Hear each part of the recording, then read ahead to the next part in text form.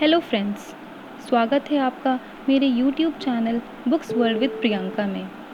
पिछली वीडियो में मैं लेकर आई थी मुंशी प्रेमचंद जी की लिखी कहानी बलिदान का पार्ट 1।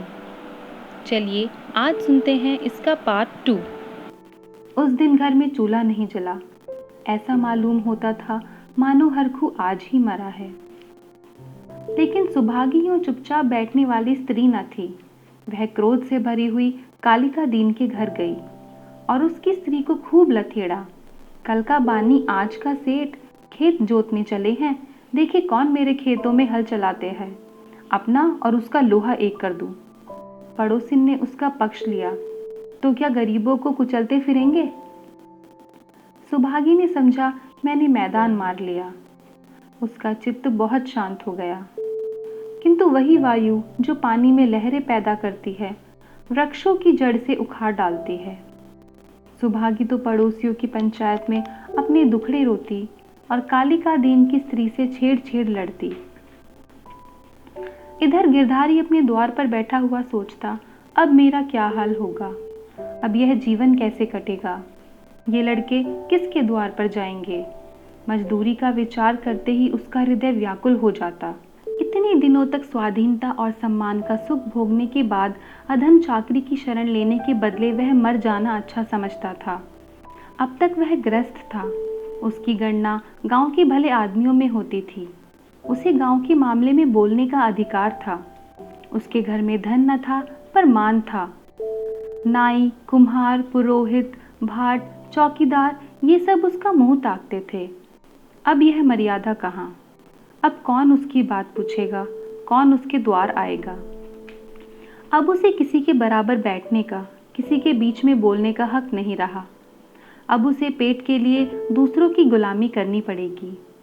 अब पहर रात रहे कौन बैलों को नाद में लगाएगा। वह दिन अब कहाँ जब गीत गाकर हल चलाता था। चोटी का पसीना एड़ी तक आता था पर जरा भी थकावट न आती थी।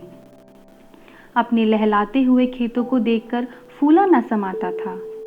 खलिहान में अनाज का ढेर सामने रखे हुए अपने को राजा समझता था। अब अनाज को टोकरे भर भर कर कौन लाएगा। अब खेती कहाँ, बखार कहाँ। यही सोचते सोचते गिरधारी की आंखों में आंसू की झड़ी लग जाती थी। गांव के 2-4 सज्जन जो कालिका दीन से जलते थे, कभी कभी गिरधारी को तसल्ली देने आया करते थे, पर वह उनसे भी खुलकर न बोलता। उसे मालूम होता था कि मैं सबकी नजरों में गिर गया हूं। अगर कोई समझाता कि तुमने क्रियाकर्म में व्यर्थ इतने रुपए क्यों उड़ा दिए, तो उसे बहुत बुरा लगता। वह अपने उस काम पर जरा भी न पछताता। मेरे भाग्य में जो कुछ लिखा है वह होगा, पर दादा के ऋण से तो ऊऋण हो गया। उन्होंने अपनी जिंदगी में 4 को खिलाकर खाया, क्या मरने के पीछे उन्हें पिंडे पानी को तरसाता। इस प्रकार 3 मास बीत गए और आषाढ़ आ पहुंचा। आकाश में घटाएं आई, पानी गिरा। किसान हल जुए ठीक करने लगे। बढ़ई हलों की मरम्मत करने लगा। गिरधारी पागल की तरह कभी घर के भीतर कभी बाहर जाता। अपने हलों को निकाल देखता, इसकी मुठिया टूट गई है, इसकी फाल ढीली हो गई है, जुए में सैला नहीं है। देखते देखते वह एक क्षण में अपने आप को भूल गया। दौड़ा हुआ बढ़ई के यहाँ गया और बोला, रज्जू मेरे हल भी बिगड़े हुए हैं, चलो बना दो। रज्जू ने उसकी ओर करुण भाव से देखा और अपना काम करने लगा। गिरधारी को होश आ गया। नींद से चौंक पड़ा। ग्लानि से उसका सिर झुक गया, आंखें भर आई। चुपचाप घर चला आया। गांव में चारों ओर हलचल मची हुई थी। कोई सन के बीज खोजता फिरता था, कोई जमींदार की चौपाल से धान के बीज लिए आता था। कहीं सलाह होती किस खेत में क्या बोना चाहिए। गिरधारी ये बातें सुनता और जल ही मछली की तरह तड़पता था। एक दिन संध्या समय गिरधारी खड़ा अपने बैलों को खुजला रहा था कि मंगल सिंह आए और इधर उधर की बातें करके बोले, गोरू को बांधकर कब तक खिलाओगे, निकाल क्यों नहीं देते। गिरधारी ने मलिन भाव से कहा, हाँ कोई गाहक आए तो निकाल दूं। मंगल सिंह, एक गाहक तो हम ही हैं, हम ही को दे दो। गिरधारी अब कुछ उत्तर न देने पाया था कि तुलसी बनिया आया और गरज कर बोला, गिरधारी, तुम्हें रुपए देने हैं कि नहीं, वैसा कहो। 3 महीने से हील हवाला करते चले आते हो, अब कौन खेती करते हो कि तुम्हारी फसल के अगोरे बैठे रहें। गिरधारी ने दीनता से कहा, साह, जैसे इतने दिनों माने हो, आज और मान जाओ, कल तुम्हारी एक एक कौड़ी चुका दूंगा। मंगल और तुलसी ने इशारों में बातें की और तुलसी भुनभुनाता हुआ चला गया। तब गिरधारी मंगल सिंह से बोले, तुम इन्हें ले लो तो घर के घर ही में रह जाएं, कभी कभी आंख से देख तो लिया करूंगा। मंगल सिंह, मुझे अभी तो कोई ऐसा काम नहीं, लेकिन घर पर सलाह करूंगा। गिरधारी, मुझे तुलसी के रुपए देने हैं, नहीं तो खिलाने को तो भूसा है। मंगल सिंह, यह बड़ा बदमाश है, कहीं नालिश ना कर दे। सरल हृदय गिरधारी धमकी में आ गया। कार्यकुशल मंगल सिंह को सस्ता सौदा करने का अच्छा सुअवसर मिला। 80 रुपए की जोड़ी 60 रुपए में ठीक कर ली। गिरधारी ने अब तक बैलों को न जाने किस आशा से बांधकर खिलाया था, आज वह आशा का काल्पित सूत्र भी टूट गया।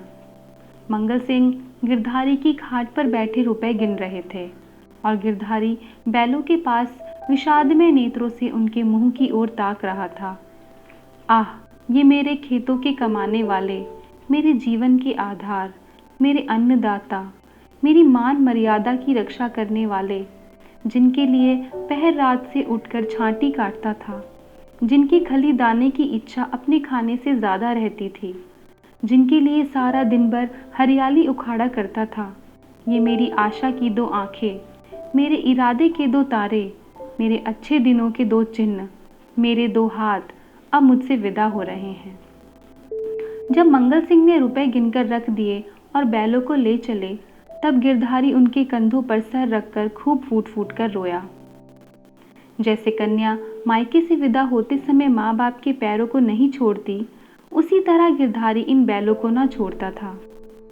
सुभागी भी दालान में पड़ी रो रही थी और छोटा लड़का मंगल सिंह को एक बांस की छड़ी से मार रहा था। रात को गिरधारी ने कुछ नहीं खाया, चारपाई पर पड़ा रहा। प्रातः काल सुभागी चिलम भरकर ले गई तो वह चारपाई पर नहीं था। उसने समझा कहीं गए होंगे, लेकिन जब 2-3 घड़ी दिन चढ़ आया और वह ना लौटा तो उसने रोना धोना शुरू किया। गांव के लोग जमा हो गए, चारों ओर खोज होने लगी, पर गिरधारी का पता न चला। संध्या हो गई थी, अंधेरा छा रहा था। सुभागी ने दिया जलाकर गिरधारी के सिरहाने लग दिया और बैठी द्वार की ओर ताक रही थी कि सहसा उसे पैरों की आहट मालूम हुई। सुभागी का हृदय धड़क उठा। वह दौड़कर बाहर आई, इधर उधर ताकने लगी। उसने देखा कि गिरधारी बैलों की नांद के पास सिर झुकाए खड़ा है। सुभागी बोल उठी, घर आओ, वहां खड़े क्या कर रहे हो? आज सारे दिन कहाँ रहे? यह कहते हुए वह गिरधारी की ओर चली। गिरधारी ने कुछ उत्तर न दिया। वह पीछे हटने लगा और थोड़ी दूर जाकर गायब हो गया। सुभागी चिल्लाई और मूर्छित होकर गिर पड़ी। दूसरे दिन कालिका दीन हल लेकर अपने नए खेत पर पहुंचे, पर अभी कुछ अंधेरा था। वह बैलों को हल में लगा रहे थे कि यकायक उन्होंने देखा कि गिरधारी खेत की मेड़ पर खड़ा है। वही मिर्जई, वही पगड़ी, वही सोटा। कालिका दीन ने कहा, अरे गिरधारी, मर्दे आदमी, तुम यहाँ खड़े हो? और बेचारी सुभागी हैरान हो रही है, कहाँ से आ रहे हो? यह कहते हुए बैलों को छोड़कर गिरधारी की ओर चला। गिरधारी पीछे हटने लगा और पीछे वाले कुएं में कूद पड़ा। कालिका दीन ने चीख मारी और हल बैल वहीं छोड़कर भागा। सारे गांव में शोर मच गया। लोग नाना प्रकार की कल्पनाएं करने लगे। कालिका दीन को गिरधारी वाले खेतों में जाने की हिम्मत ना पड़ी। गिरधारी को गायब हुए 6 महीने बीत चुके हैं। उसका बड़ा लड़का अब एक ईंट के भट्टे पर काम करता है और 20 रुपए महीना घर आता है। अब वह कमीज और अंग्रेजी जूता पहनता है। घर में दोनों जून तरकारी पकती है और जौ के बदले गेहूं खाया जाता है। लेकिन गांव में उसका कुछ भी आदर नहीं। अब वह मजदूर है। सुभागी अब पराए गांव में आए कुत्ते की भांति दबकती फिरती है। अब वह पंचायत में भी नहीं बैठती। वह अब मजदूर की माँ है। कालिका दीन ने गिरधारी के खेतों से इस्तीफा दे दिया है, क्योंकि गिरधारी अभी तक अपने खेतों के चारों तरफ मंडराया करता है। अंधेरा होते ही वह मेड पर आकर बैठ जाता है और कभी कभी रात को उधर से उसके रोने की आवाज़ सुनाई देती है। वह किसी से बोलता नहीं, किसी को छेड़ता नहीं। उसे केवल अपने खेतों को देखकर संतोष होता है। दिया जलने के बाद उधर का रास्ता बंद हो जाता है। लाला ओमकारनाथ बहुत चाहते हैं कि ये खेत उठ जाए, लेकिन गांव के लोग उन खेतों का नाम लेते डरते हैं।